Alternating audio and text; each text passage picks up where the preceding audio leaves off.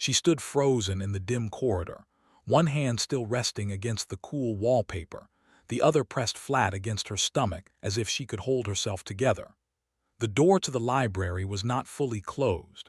She had been coming to tell her husband that the new irrigation system for the tenant farms was finally working, that the children in the village school had sent him a handwritten letter of thanks. She had foolishly thought he might smile. Instead, she heard his voice, low and tired, speaking to his closest friend, Lord Everett. "My marriage is a cage I never asked for, a burden strapped to my back the day I took pity on a scheming woman.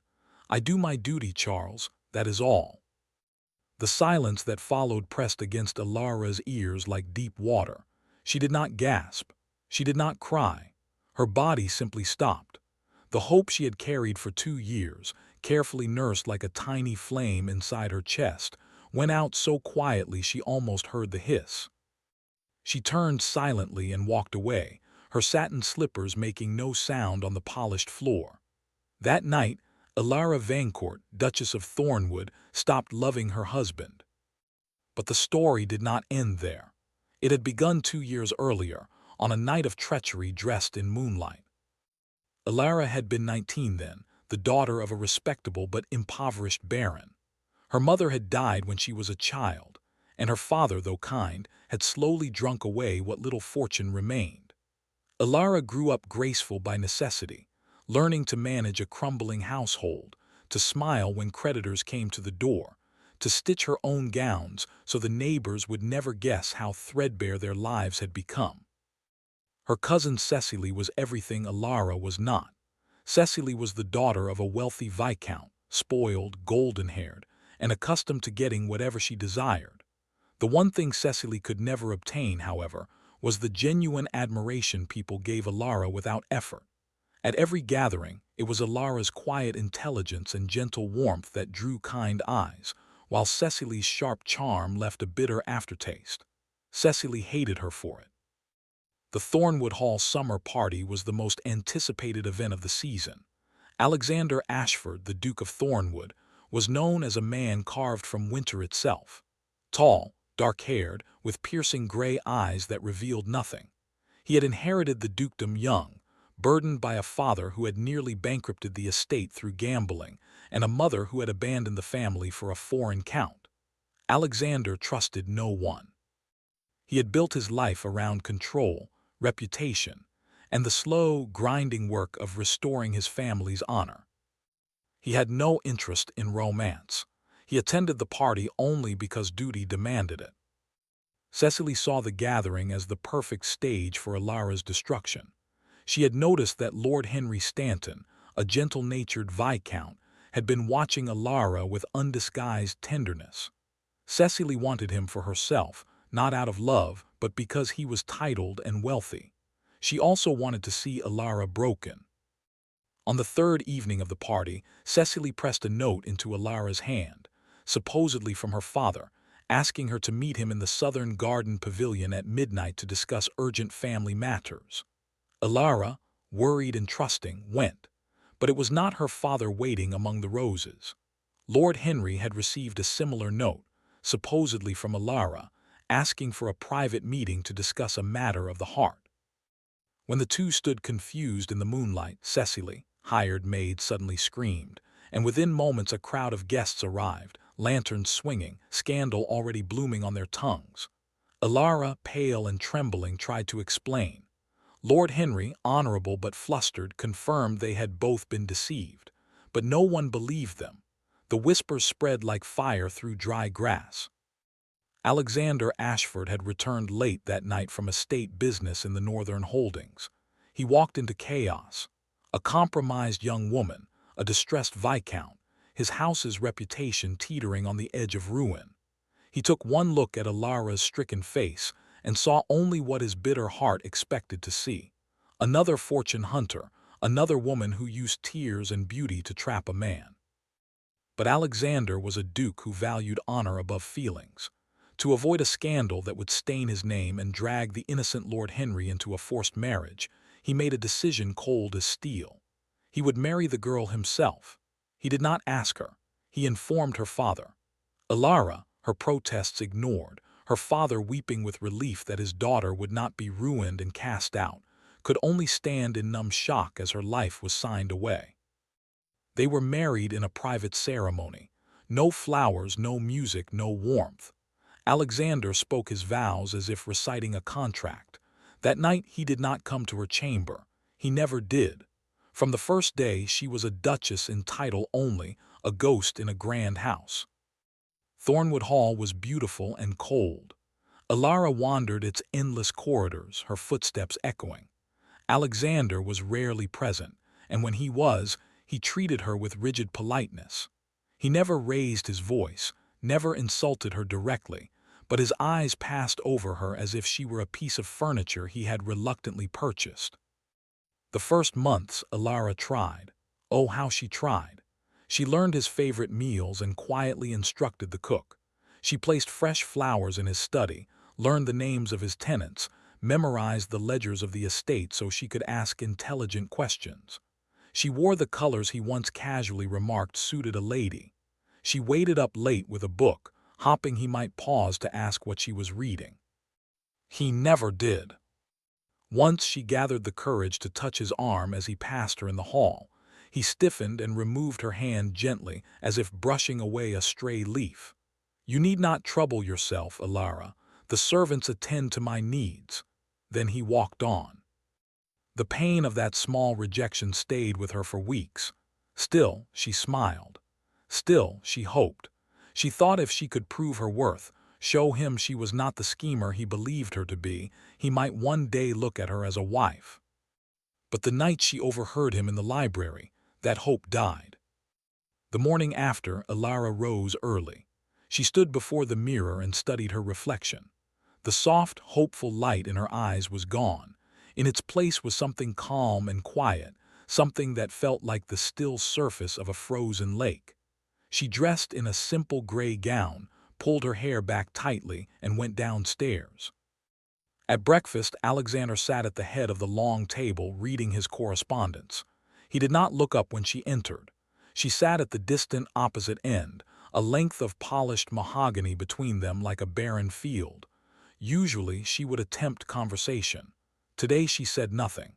She ate slowly, her movements deliberate. Her gaze fixed on the window where autumn leaves drifted down. After a long moment, Alexander glanced up, sensing a shift in the air. He frowned slightly, but returned to his papers. The silence felt different, but he could not name why. From that day, Alara stopped seeking him. She stopped waiting in the parlor each evening. She stopped leaving flowers. She stopped asking the housekeeper about his preferences. Instead, she turned her attention outward, toward the estate and the people who depended upon it. What she found shocked her. The steward, a man named Mr. Grisham, whom Alexander had trusted for years, had been bleeding the estate dry.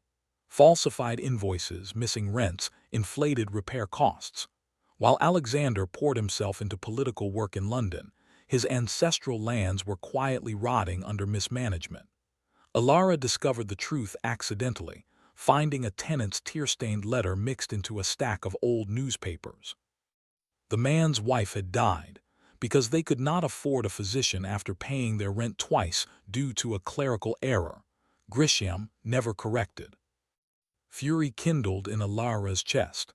She had no power, no official authority, but she had a sharp mind and a lifetime of hiding dignity behind careful planning.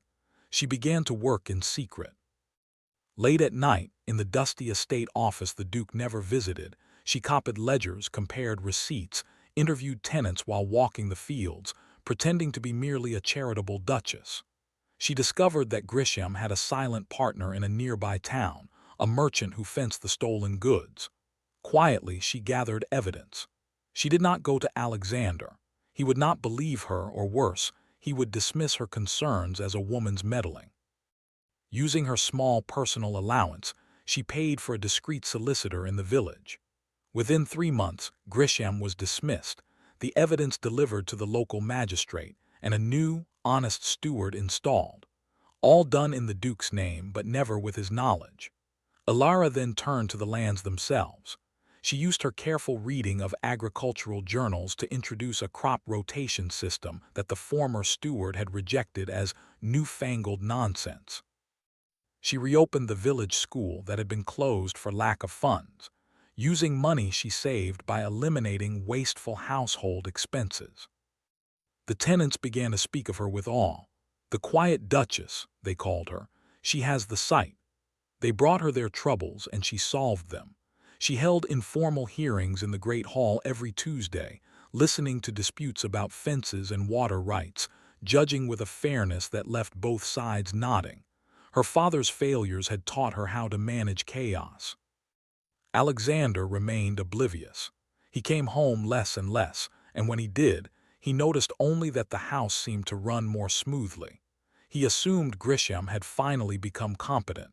He did not see the new light in the tenants' eyes, did not hear the children singing multiplication tables in the restored schoolhouse. He did not see his wife at all. Spring arrived, and with it a new neighbor. Lord Nathaniel Blackwood, the Earl of Drayton, had purchased a neighboring estate. He was a widower, gentle-mannered, with kind brown eyes and an easy smile. He met Alara at the village fair, where she stood behind a stall selling embroidered linens to raise money for the school. He bought every single cloth and then donated them back. "You are the Duchess?" he asked, genuinely surprised.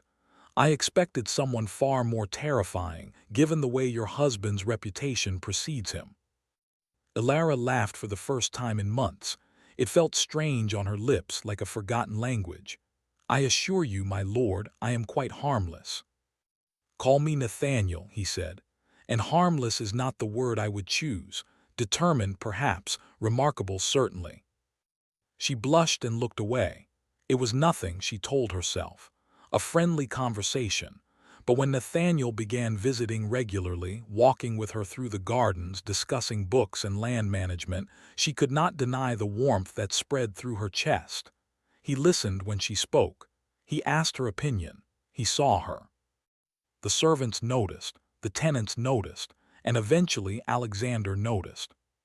He returned from London on a rainy Tuesday and found the Great Hall empty. It was Tuesday, the day Alara usually held her tenant hearings.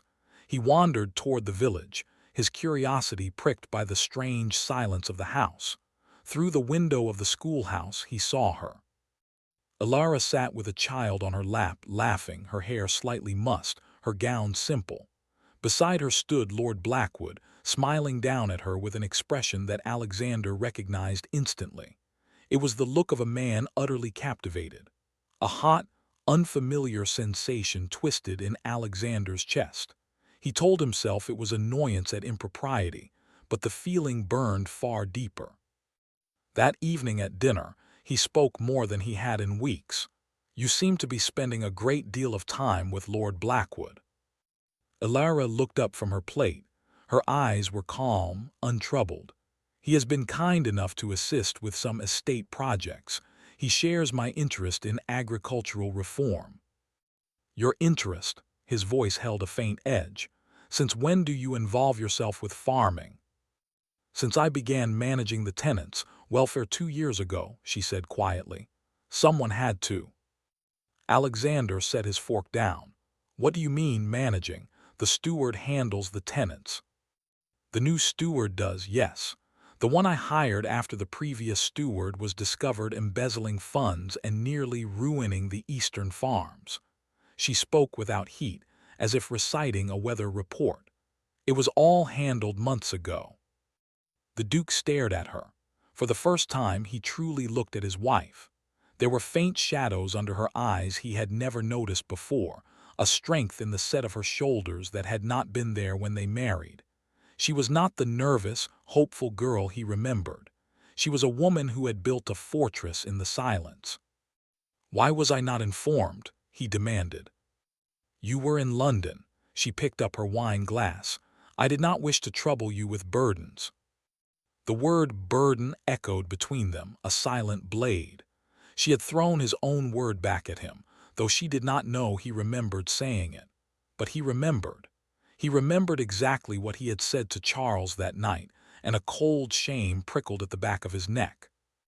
I am still the master of this estate, he said, his tone harder than he intended. Of course, Your Grace. She inclined her head, a gesture of perfect, distant courtesy. Will there be anything else? He had no answer. She excused herself shortly after, leaving him alone at the long table, the candlelight flickering over his untouched meal. He felt something cracking, something he could not name.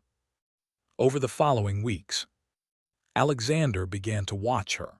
He canceled a trip to London, claiming estate matters, though in truth he could not stop thinking about the easy laughter he had witnessed between Alara and Lord Blackwood. He saw how the servants' eyes followed Alara with devotion. He saw the fresh flowers in the village windows, the repaired roofs, the new lambs in the fields. He found the old ledgers in the office, Grisham's falsified records, and beside them, Alara's neat handwriting filling new books, tracking every expense, every recovery. The evidence of her invisible labor stretched across years. Guilt settled in his stomach like a stone.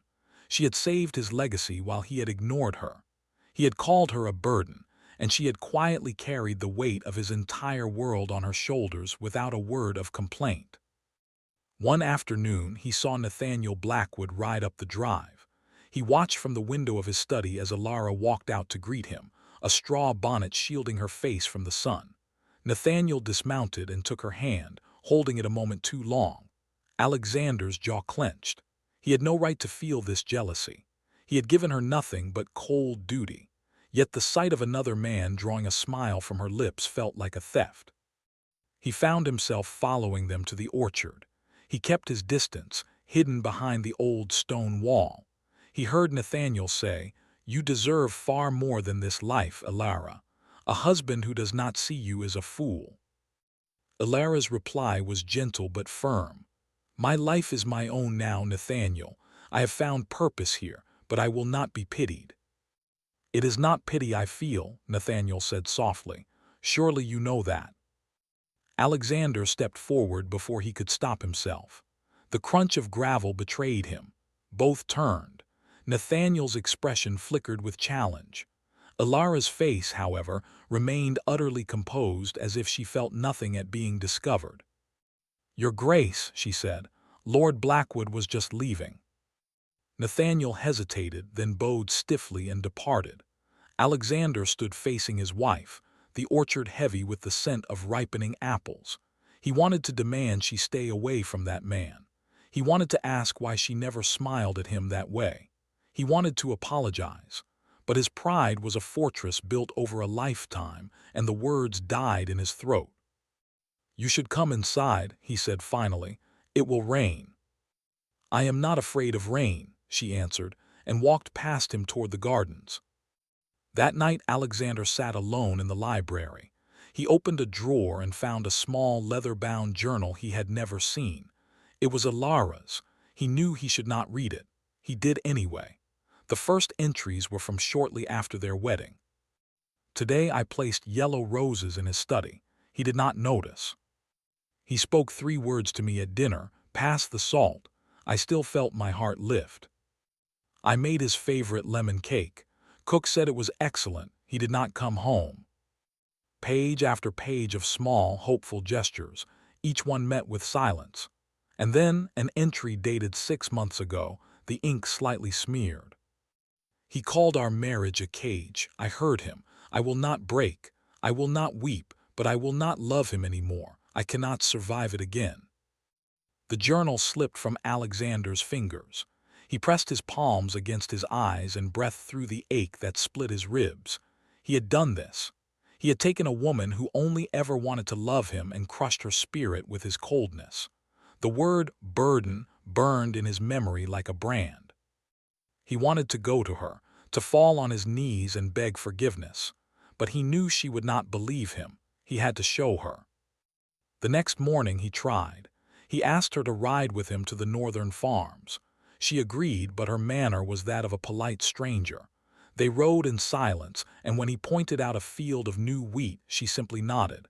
"Yes, the rotation system has increased yield by 40%. The tenants are quite pleased." "You did this," he asked, though he already knew. With help from the villagers and Lord Blackwood's agricultural advisor. The mention of Nathaniel's name tightened his hands on the reins. You seem to rely on him a great deal. I rely on those who offer genuine assistance, she said, her tone unreadable. He has never called my efforts a burden. The horse's hooves thudded on the dirt path. Alexander's voice was rough. Ilara, I never should have said that. I was a fool. She turned to look at him, and for a fleeting moment something like pain flickered in her eyes. You said what you believed. I have accepted it. I was wrong. Yes, she said softly, you were, and she urged her horse forward, leaving him behind. Days passed. The distance between them stretched like a taut wire. Alexander found himself making excuses to be near her. He brought her tea in the library, a task far beneath a duke's dignity. She thanked him kindly, but the warmth never reached her gaze. He offered to accompany her to the village. She said she preferred to walk alone. Each small rejection chipped at the ice around his heart, and beneath it he found not cold stone but raw, desperate feeling. He loved her. The realization struck him one evening as he watched her read by the fire, her profile soft in the golden light. He loved her quiet strength, her unbreakable dignity, the way she had rebuilt his world without asking for a single word of thanks. And he might have lost her forever because he had been too blind, too proud, too afraid of being hurt to risk feeling anything at all. Then came the night of the storm. A violent tempest swept the valley, lightning splitting the sky. Word reached the hall that the mill dam on the eastern edge of the estate had cracked. If it burst, the village below would flood. Ilara did not hesitate. She pulled on a heavy cloak and was already in the stables when Alexander caught up to her. You are not going out there, he said, gripping her arm. The tenants need warning. The miller's family has small children. She pulled free. I will not stand by while people drown. Then I will go with you. Together they rode into the screaming wind. Rain lashed their faces, branches cracked overhead. The dam groaned, a terrible sound of wood and stone under immense strain. They woke the village, banging on doors, shouting. Ilara carried a child in her arms while Alexander helped the elderly miller to safety. They worked side by side, soaked to the bone, until every soul was accounted for on higher ground. Then the dam burst. The roar was deafening. A wall of water surged down the valley, swallowing the empty village. From the hilltop they watched, breathless. Ilara was shaking, not from cold but from the sheer force of the near tragedy.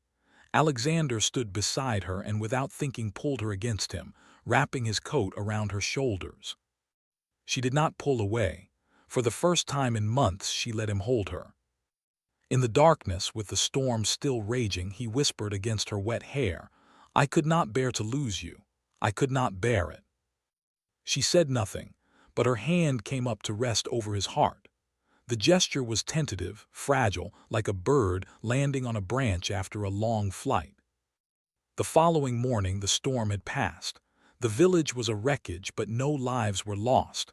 The tenants gathered and an old woman took Ilara's hands, weeping with gratitude. Our angel, she called her. Alexander stood back and saw his wife through their eyes. She was no burden. She was the very soul of Thornwood. That afternoon he found her alone in the ruined mill, helping to sort through debris. He approached slowly. I need to tell you something, everything. She straightened, wiping dust from her hands. Then speak. He told her about his father's gambling, his mother's abandonment, how he had grown up believing love was a weapon used to destroy proud men. He told her he had married her convinced she was a fortune hunter, and that he had been wrong. He told her he had heard his own cruel words in the library and carried the shame every day since. Then he knelt. The Duke of Thornwood, a man who had never bent his knee to anyone, knelt in the mud before his wife. I have no right to ask for your forgiveness. I have no right to ask for your love, but I am asking anyway. I love you, Ilara. I have loved you for longer than I knew, and I was too much of a coward to say it. Please, give me a chance to earn the place in your heart that I threw away. Tears slipped down Alara's cheeks. They were not tears of sudden joy, but of long-held pain finally being seen. She looked at him, the man who had been her dream and then her heartbreak, and saw something she had never seen before: fear. He was terrified she would refuse. She reached out and touched his face. "I stopped hopping, Alexander. I stopped because I was drowning. But I never stopped loving you. I only buried it so deep I thought it was dead." He caught her hand and pressed his lips to her palm. "Then let me help you bring it back to life." The healing did not happen all at once. There were still days of awkward silence, moments when old wounds ached. But slowly, Thornwood Hall began to change. The great empty rooms filled with conversation. Alexander walked with Alara through the fields, learning from her, asking questions, actually listening. He sat beside her in the schoolhouse and stumbled through reading a story to the children while she smiled. He dismissed the last of his London obligations and stayed home. Lord Blackwood came to call one afternoon and found them together in the garden, Alexander's hand resting lightly on Alara's back as they examined a new rose trellis. Something in the Duke's expression made Nathaniel pause. It was not possession, but quiet, fierce devotion. Alara met Nathaniel's eyes and gave a small, sad smile. He understood. He bowed and left without entering. He would find his own path. 3 months later, on the anniversary of their wedding, Alexander led Alara to the southern garden pavilion where the scandal had once unfolded. This time, the roses bloomed in full, and the air smelled of honeysuckle. He had filled the space with lanterns, and a small table held a simple meal. "This place held only painful memories," he said. "I wanted to give you a new one." She looked around, her throat tight. "It is beautiful." "Not as beautiful as you." He took her hands. "I have a confession, one more truth I never shared." She tilted her head, curious. "A year after we married, a man came to me. He had been paid by your cousin Cecily to spread the rumor that you had schemed to trap Lord Henry. He wanted more money to keep silent. I paid him. I paid him and threatened him with imprisonment if he ever spoke your name again. I did it not out of love then, but out of duty. I told myself it was for my honor, but truly, I could not stand the thought of you being hurt." Alara's eyes widened. "You never told me." "I was too proud. I wanted you to think I was unmoved. But even then, some part of me was already yours." He took a shaky breath. "Cecily's scheme was exposed eventually. She fled to the continent after a similar plot backfired. The truth came out, but by then I had already wounded you so deeply that I feared telling you would seem like an excuse." She stepped closer, her heart pounding. "You protected me, even when you did not believe in me." "I believed in you more than I believed in myself. I was just too afraid to admit it." He cupped her face. "I have loved you since the moment I saw you standing in the moonlight, terrified and brave. I hated myself for wanting you, so I turned that hatred outward. I am so sorry." She placed her hand over his, her eyes shining. "I forgive you, completely. And I love you, Alexander. Not the image I once held, but the man I have come to know. The man who knelt in the mud. The man who carried an old miller through a storm. The man who reads stories to village children with a terrible accent for the giant." He laughed, a broken, joyful sound. "My giant accent is impeccable." She kissed him then. It was not a timid kiss, but one full of years of longing and loss, finally transformed into hope. The lanterns flickered, and the garden seemed to hold its breath. They sat together under the stars, and for the first time the pavilion felt like a sanctuary, not a trap. The past could not be erased, but it no longer held them prisoner. They talked into the night, about small things and large, sharing dreams they had never dared speak aloud. When autumn came again, the estate was flourishing. The village had been rebuilt stronger, the school doubled in size, and the fields yielded a harvest that made the old tenants weep with gratitude. Alara walked among them, not as a distant lady, but as one of their own. Alexander walked beside her, not behind. One evening, as they stood on the hill overlooking Thornwood, Alexander wrapped his arms around her from behind. "I once called you a burden," he murmured against her ear. "But you were never a burden. You were my salvation. I was simply too blind to see it." She leaned back into his embrace, her heart full. "We saved each other." "Yes," he said, "and we always will." The sun set behind the hills, painting the sky in shades of rose and gold. The long winter of their marriage had ended. Ahead lay a lifetime of shared springs. And in the village, people still tell the story of the quiet duchess who stopped loving, and in doing so, taught a duke how to love. The story of a marriage that began as a cage and became a home. A story that proved the deepest love is not the one that comes easily, but the one that is fought for, lost, and found again in the wreckage of pride, made stronger by every scar.